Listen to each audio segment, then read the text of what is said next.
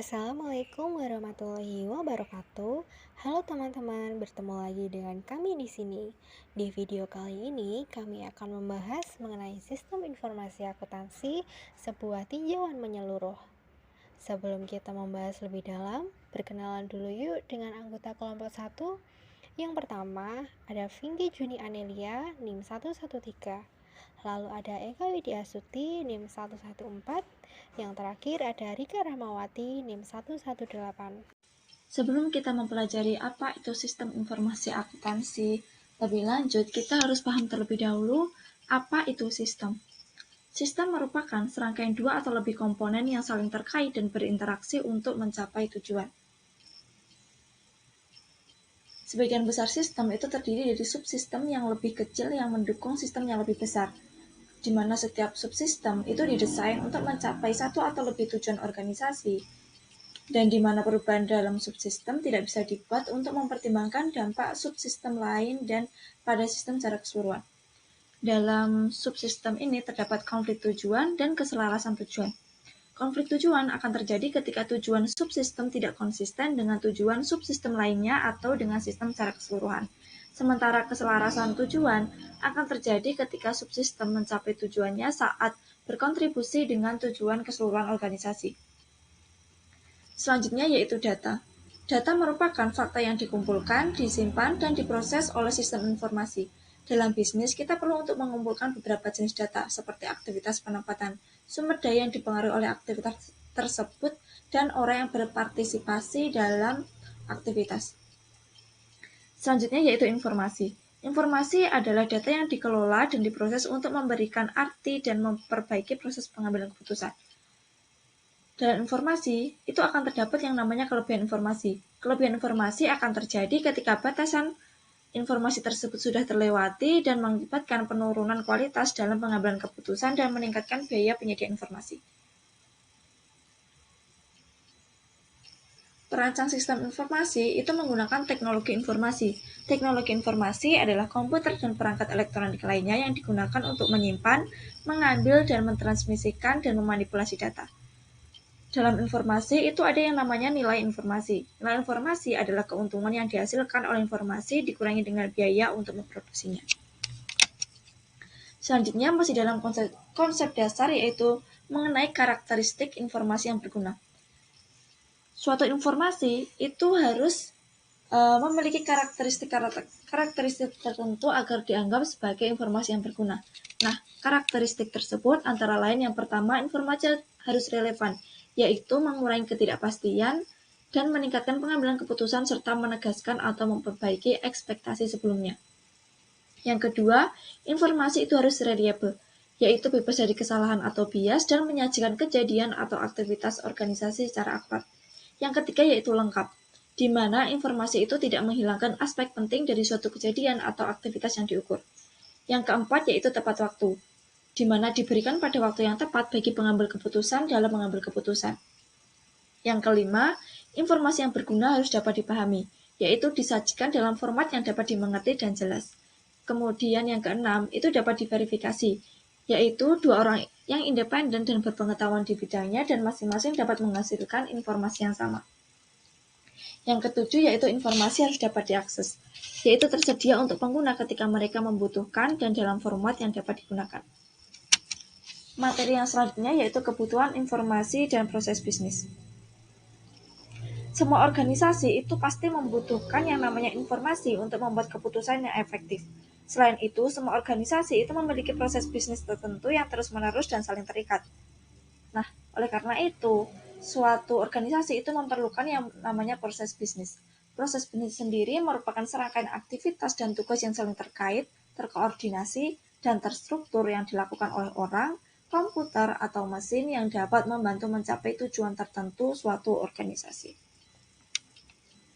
Di sini untuk membuat keputusan efektif, selain kebutuhan akan informasi, organisasi harus menentukan keputusan apa yang perlu mereka buat, informasi apa yang mereka perlukan untuk membuat keputusan, dan cara mengumpulkan dan mengolah data yang diperlukan untuk menghasilkan informasi. Pengumpulan dan pengolahan data ini seringkali melekat pada proses bisnis dasar dalam organisasi. Selanjutnya yaitu kebutuhan akan informasi. Dalam organisasi, dalam suatu proses bisnis, kita pasti membutuhkan yang namanya informasi, dan informasi tersebut akan menghasilkan keputusan penting. Nah, berikut ini adalah proses-proses bisnis dengan keputusan penting dan kebutuhan akan informasinya. Yang pertama ada proses bisnis akuisisi untuk perolehan modal. Keputusan penting bagi organisasi yaitu seberapa banyak mencari investor atau meminjam dana jika meminjam, dan apa syarat terbaiknya untuk memperoleh modal tersebut. Informasi yang dibutuhkan yaitu proyeksi arus kas laporan keuangan performa dan jadwal amortisasi pinjaman. Yang kedua yaitu proses bisnis perolehan bangunan dan peralatan, di mana keputusan penting yang diperlukan yaitu berupa ukuran bangunan, jumlah peralatan sewa atau beli lokasi, dan bagaimana menentukan depresiasi atau penyusutan. Informasi yang dibutuhkan meliputi kebutuhan kapasitas harga bangunan dan peralatan studi, kemudian tabel pajak dan regulasi untuk depresiasi. Yang ketiga yaitu memperkerjakan dan melatih karyawan. Keputusan penting yang diperlukan yaitu bagaimana persyaratan pengalaman, bagaimana untuk mengukur integritas dan kompetensi pelamar, dan bagaimana melatih karyawan. Informasi yang dibutuhkan itu berupa deskripsi pekerjaan, riwayat pekerjaan, dan keterampilan pelamar. Yang keempat adalah perolehan persediaan. Keputusan informasinya berupa apa model penyimpanannya, seberapa banyak yang harus dibeli, bagaimana mengelola persediaan, baik menyimpan, mengendalikan, dan lain sebagainya, kemudian vendor mana yang harus dipilih. Informasi yang dibutuhkan itu berupa analisis pasar, laporan status persediaan, dan kinerja vendor. Yang kelima yaitu iklan dan pemasaran. Keputusan penting yang diperlukan yaitu media mana yang akan dipilih dan apa konten atau isi untuk iklan dan pemasaran tersebut. Informasi yang dibutuhkan berupa analisis biaya dan cakupan pasar. Yang keenam yaitu proses bisnis dalam menjual barang dagangan. Keputusan penting yang diperlukan yaitu presentase markup, penawaran kredit in-house, dan kartu kredit yang diterima. Informasinya dapat berupa laporan keuangan performa, biaya kartu kredit, dan status kredit pelanggan. Yang ketujuh yaitu menagih pembayaran dari pelanggan. Keputusan pentingnya dapat berupa jika kita menawarkan kredit, maka syaratnya itu apa dan bagaimana kita menangani penerimaan kasnya. Informasi yang dibutuhkan dapat berupa status rekening pelanggan dan daftar umur piutang. Yang kedelapan yaitu membayar karyawan. Untuk membayar karyawan, kita memerlukan keputusan penting berupa jumlah pembayaran, pengurangan dan pemotongan, memproses penggajian in-house, atau menggunakan pelayanan dari luar. Informasi yang dibutuhkan dapat berupa penjualan untuk komisi, waktu kerja, untuk jam kerja karyawan, dan formulir W4.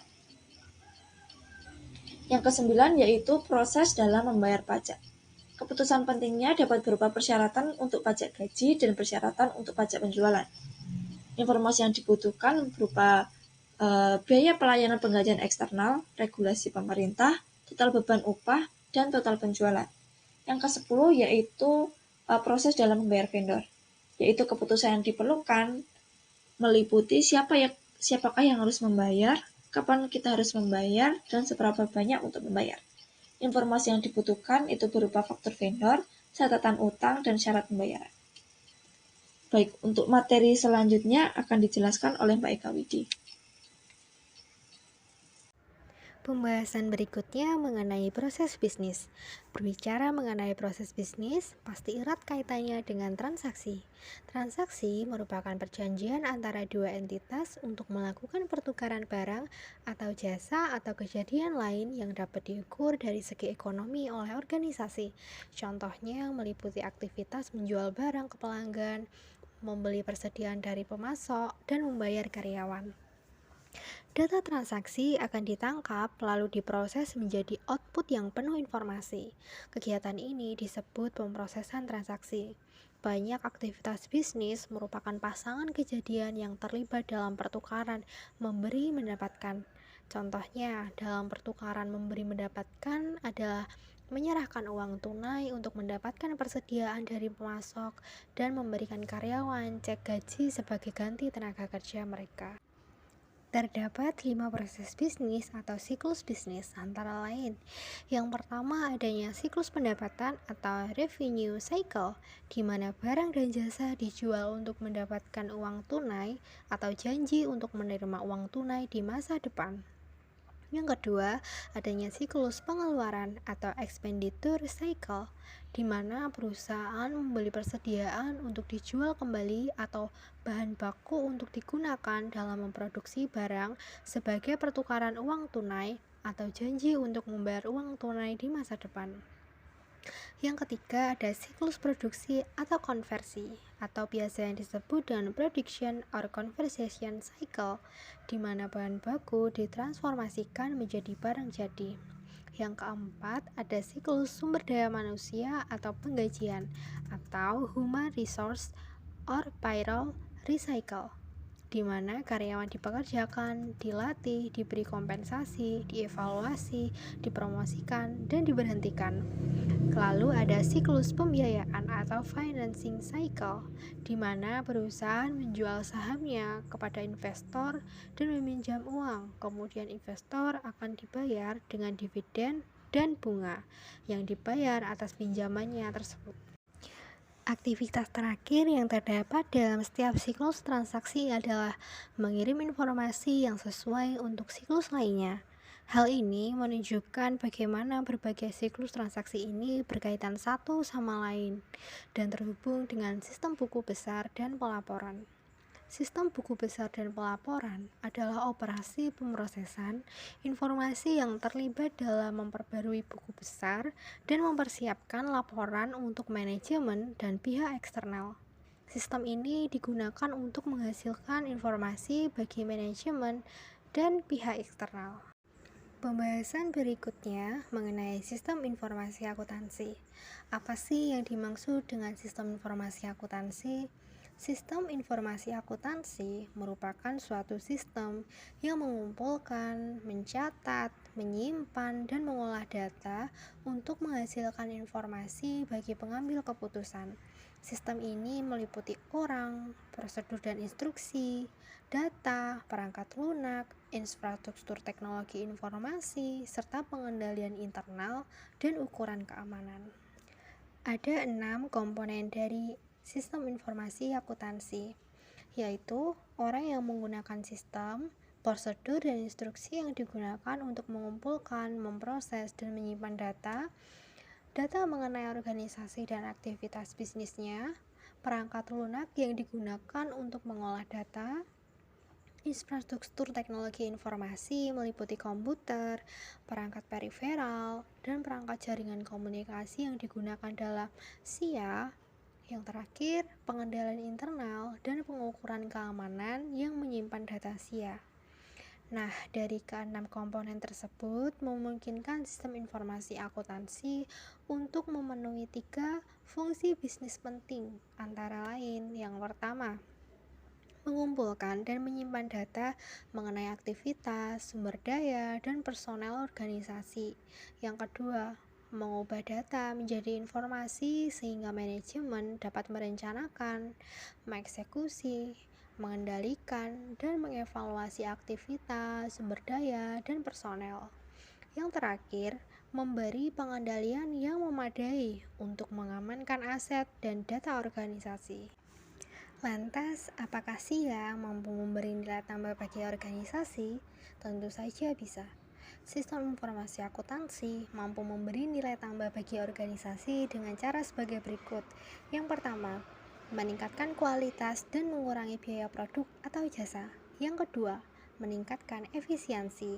Yang ketiga, berbagi pengetahuan. Yang keempat, meningkatkan efisiensi dan efektivitas rantai pasokannya. Yang kelima, meningkatkan struktur pengendalian internal. Dan yang terakhir, meningkatkan pengambilan keputusan. Pembahasan berikutnya akan disampaikan oleh Mbak Rika. Di sini saya akan menjelaskan terkait tentang sistem informasi akuntansi dan strategis perusahaan. Sebagai besar organisasi memiliki sumber daya yang terbatas, maka sangat penting untuk mengidentifikasikan sebuah peningkatan dalam sistem informasi akuntansi yang mungkin menghasilkan keuntungan yang lebih besar, sehingga dapat membuat sebuah keputusan yang bijak, membutuhkan sebuah pemahaman dari strategi dalam bisnis. Membutuhkan strategi dalam bisnis secara keseluruhan. Banyak keunggulan dan teknologi lain yang mempengaruhi strategi perusahaan dan memberikan kesempatan untuk memperoleh suatu keunggulan yang kompetitif. Contohnya dalam analisis prediktif, yaitu menggunakan gudang data dan algoritma yang kompleks untuk memproduksi kejadian di masa depan berdasarkan suatu tren historis dan menghitung probabilitas. Peranan sistem informasi dalam rantai nilai. Peraturan pada rantai nilai bertautan bersama semua aktivitas pendukung dan utama dalam bisnis. Nilainya ditambah saat produk melewati rantai. Selanjutnya yaitu terdapat juga aktivitas utama, yang berarti aktivitas rantai nilai yang menghasilkan, memasarkan, dan mengirimkan produk dan jasa ke pelanggan dan memberikan pelayanan dan dukungan pasca pengiriman. Dalam aktivitas utama terdapat 5 yang dilakukannya. Yang pertama yaitu logistis inbound. Di dalamnya itu menerima, menyimpan, dan mendistribusikan bahan baku yang digunakan organisasi untuk membuat jasa dan produk yang dijual. Yang kedua yaitu operasi, merupakan aktivitas yang mengubah input menjadi produk akhir atau sebuah jasa. Yang ketiga logistis outbound, aktivitas yang mendistribusikan produk jadi atau jasa ke pelanggan. Yang keempat pemasaran dan penjualan, aktivitas yang memantau pelanggan dalam membeli. Selanjutnya yaitu aktivitas pendukung. Aktivitas pendukung yaitu aktivitas rantai nilai seperti infrastruktur perusahaan, teknologi, pembelian, dan sumber daya manusia yang memungkinkan aktivitas utama akan dilakukan secara efisien dan efektif. Terdapat infrastruktur perusahaan, sumber daya manusia, teknologi, dan pembelian. Materi selanjutnya yang terakhir yaitu rantai pemasok, yaitu sebuah perluasan sistem yang meliputi rantai nilai organisasi dan juga pemasok, distributor, dan pelanggannya.